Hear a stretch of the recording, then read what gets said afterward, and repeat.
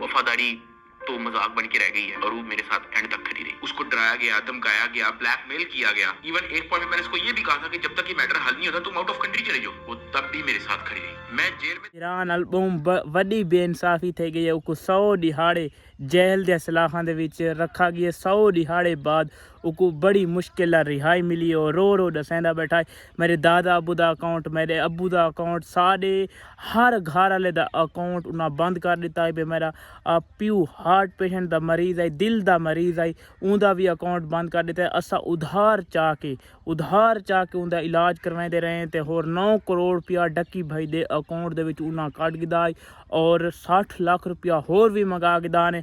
अल्लाह पाक की लाठी बेनियाज आई।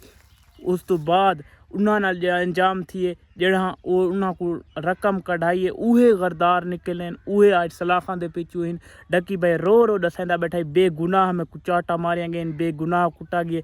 यार डक्की भाई हर बंदे नूं हसेंदा है, खिलेंदा है। केड़ा भिरा डक्की भाई दे पर सैड कमेंट लाजमी दसाए। मेरा तो फेवरेट यूट्यूबर है, सारा भिरा है, सारे पाकिस्तान पूरे पाकिस्तान का वड्डा यूट्यूबर है डक्की भाई। अल्लाह पाक को खुश रखे यार। सारे दोस्तां दुआ करनी अल्लाह पाक उनकी अगां दी जिंदगी आसान करे। ये यार चंद घड़ियां होंदियां।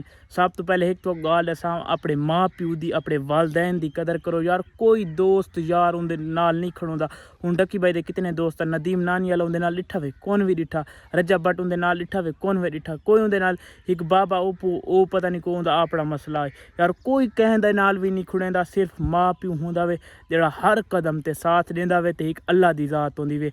सिर्फ अपनी माँ प्यू दी ये तुसा कदर करो, उनकी हिफाजत करो यार। बिया कोई भी थोड़ा साथ न देसी, एक माँ प्यू और अल्लाह दी ज़ात थोड़ा साथ देसी। अल्लाह पाक हर मुसलमान को खुश रखे, हंसदा वसदा रखे। अल्लाह हाफिज़।